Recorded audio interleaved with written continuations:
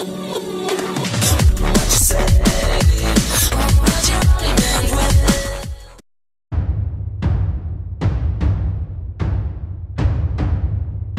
bay định mệnh đưa ông vua hàng hiệu Jonathan Hạnh Nguyễn gặp trùm thời trang. Ông vua hàng hiệu Jonathan Hạnh Nguyễn và nữ diễn viên Lê Hồng Thủy Tiên tình cờ gặp nhau trên một chuyến bay, rồi bất ngờ nên duyên vợ chồng.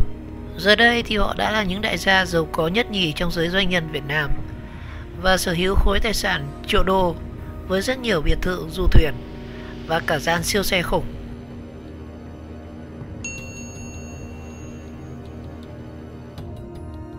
Chuyện tình lãng mạn như phim Hàn Quốc. Ông Jonathan Hạnh Nguyễn, Chủ tịch Tập đoàn Liên Thái Bình Dương Inmax Pan Pacific IPP, được giới truyền thông gọi với danh xưng là ông vua hàng hiệu tại Việt Nam. Ông này cũng đồng thời là chồng và là cha của hai người phụ nữ vô cùng nổi tiếng là bà Lê Hồng Thủy Tiên và nữ diễn viên Tăng Thanh Hà. Và xung quanh câu chuyện tình vị đại gia nổi tiếng nhất Việt Nam này và cô diễn viên xinh đẹp có rất nhiều điều thú vị và tưởng như chỉ có ở trên phim Hàn Quốc mà thôi. Bà Lê Hồng Thủy Tiên sinh năm 1970, quê gốc tại Hà Nội, từng là ngọc nữ của điện ảnh Việt Nam vào những năm 1990. Sinh ra trong một gia đình có tới 6 người con và cha mất sớm. Mẹ của bà là giáo viên và bà đã có một tuổi thơ hết sức thiếu thốn. Bà từng làm diễn viên điện ảnh và là một trong những nhân tố tạo nên hình ảnh của thế hệ vàng trong nền điện ảnh của Việt Nam, với dàn diễn viên như là Lý Hùng, Diễm Hương, Việt Trinh, Tu Hòa, Lê Công Tuấn Anh, Lê Tuấn Anh. Và trong đó thì có vai diễn để đời trong phim Vị Đắng Tình Yêu với diễn viên Lê Công Tuấn Anh.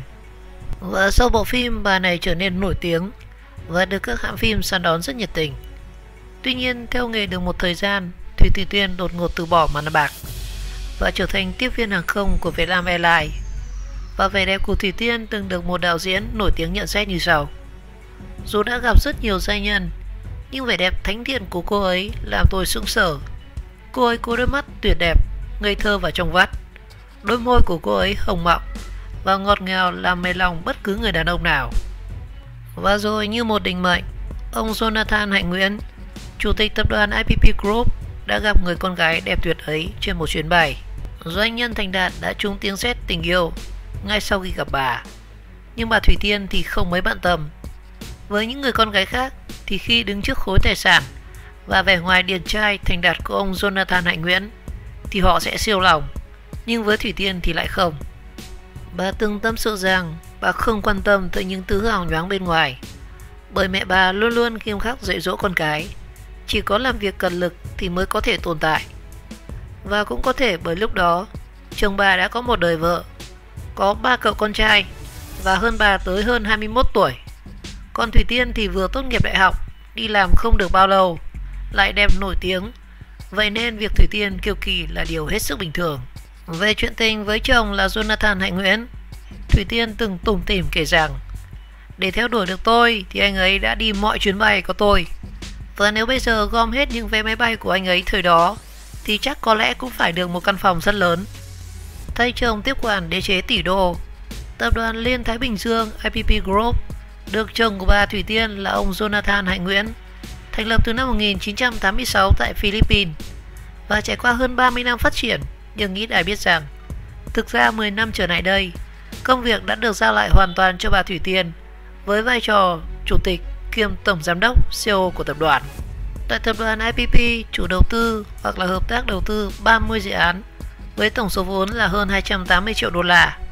Trong đó thì có những thương vụ đầu tư lớn như là siêu thị miền Đông, khách sạn Nha Trang Lodge, cửa hàng miễn thuế tại các sân bay nội địa và 4 quốc gia ở Đông Nam Á, và đặc biệt là những hệ thống cửa hàng thời trang và mỹ phẩm chuyên bán hàng hiệu tại các khách sạn như là Rex, Vincom, Eden.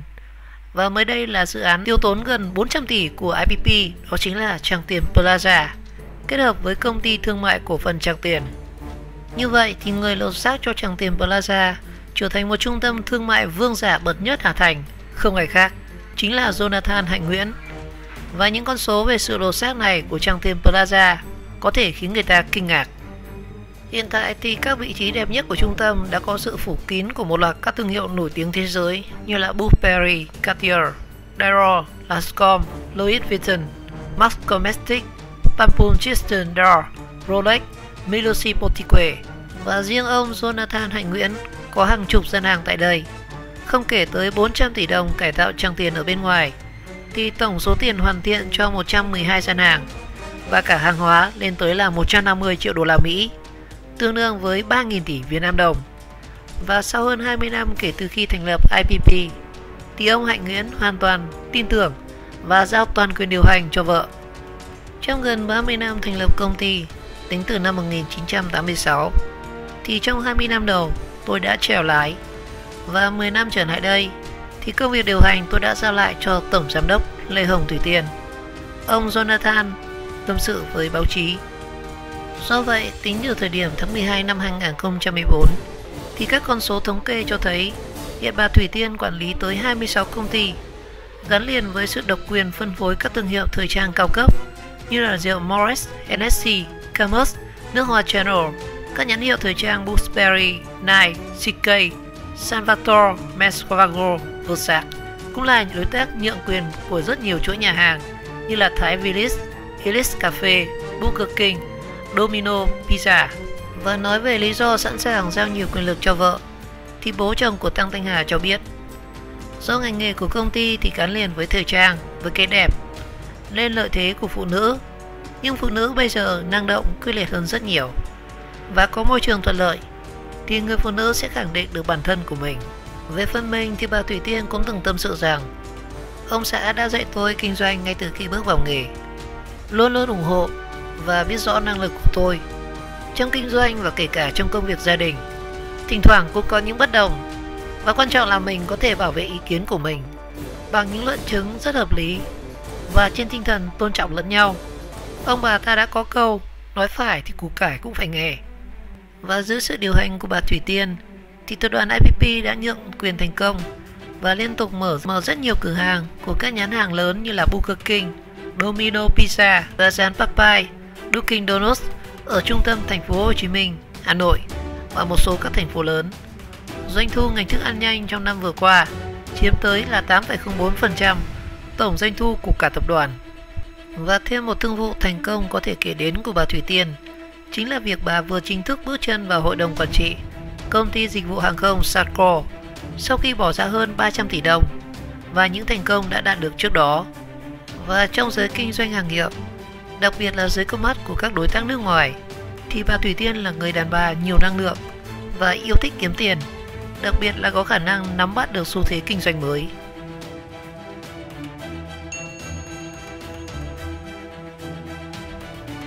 Tại sao nhiều người ủng hộ ông Jonathan Hạnh Nguyễn thuê chuyên cơ đưa cô con gái về nước để cách ly? Sau khi gây sốc khi thuê hẳn một chiếc chuyên cơ đặc dụng đưa con gái Thảo Tiên về Việt Nam cách ly, thì ông vua hàng hiệu Jonathan Hạnh Nguyễn nhận được rất nhiều phản hồi tích cực từ dư luận và cộng đồng mạng. Ngày 9 tháng 3 thì hot girl Thảo Tiên bất ngờ đăng thông tin về nước sau thời gian tự cách ly tại Anh vì tiếp xúc gần với nữ bệnh nhân Covid-19 thứ 17 lúc tham dự các tuần lễ thời trang ở châu Âu. Và theo đó thì cô này cho biết đã được cha ruột thuê riêng một chiếc chuyên cơ để đưa mình về nước. Và liên lạc với đại diện truyền thông của gia đình nhà chồng Tăng Thanh Hà, thì phía này xác nhận sự việc và cho biết sở dĩ vợ chồng ông Jonathan Hạnh Nguyễn đưa cô con gái về nước cách ly vì tin tưởng vào hệ thống y tế chống dịch bệnh tại Việt Nam. Sự kiện vua hàng hiệu Jonathan Hạnh Nguyễn thuê chuyên cơ riêng đưa con gái về nước cách ly đã trở thành đề tài bàn tán sôi nổi trên các trang mạng xã hội. Đa số ý kiến bày tỏ rất bất ngờ trước hành động của ông dành cho cô con gái. Và bên cạnh đó thì không ít người cũng trầm trồ vì độ giàu có của gia đình nhà chồng Tăng Thanh Hà. Và bình luận về vụ việc, một số khán giả chia sẻ rằng cô con gái sẽ rất hạnh phúc, ba mẹ lo lắng cho con đến như thế cơ mà. Một số người thì bày tỏ đọc tin mà thấy xúc động, cảm ơn cô cùng với gia đình đã vì cộng đồng mà phải hy sinh tốn kém thời gian, tiền bạc và tin tưởng vào ngành y tế Việt Nam. Và ai cũng như cô tự giác thì cộng đồng đỡ lo đi phần nào, một chủ tài khoản viết trên trang cá nhân. Ngoài ra thì hàng loạt người dùng cũng lên tiếng ủng hộ hành động của ông Jonathan Hạnh Nguyễn. Chuẩn rồi, về Việt Nam giờ là an toàn nhất. Một pha xử lý thông minh đi vào lòng người. Giàu có nên suy nghĩ cũng khác hẳn, nhưng có những người giàu có không suy nghĩ được như ông này đâu. Tiền thì phải đi kèm với ý thức như này chứ. Trong khi đó ở một diễn biến khác thì cũng có nhà giàu ngang ngửa mà giấu bệnh rồi giải trình gian để không phải đi cách ly. Ước gì bà này cũng tin tưởng vào y tế Việt Nam ngay từ đầu để mà cách ly như ông Hạnh Nguyễn. Cũng có tiền nhưng khác nhau chính ở cách nhận thức.